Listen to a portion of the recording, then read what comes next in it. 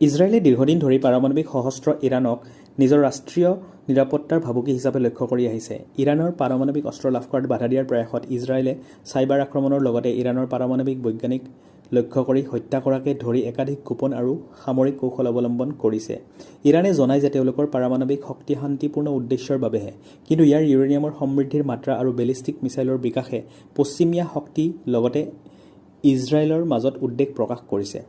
ইৰাণৰ বিভিন্ন পাৰমাণৱিক ক্ষেত্ৰসমূহ ইজৰাইলে আক্ৰমণ কৰি ইতিমধ্যে ধ্বংস কৰিছে আৰু অতি উল্লেখনীয়ভাৱে আমেৰিকাই নিজৰ B-2 বোমাৰেৰে ইৰাণৰ পাৰমাণৱিক ঘাটি ফৰ্ডৌ, নাতাঞ্জ আৰু ইস্ফাহানত আক্ৰমণ চলাইছে।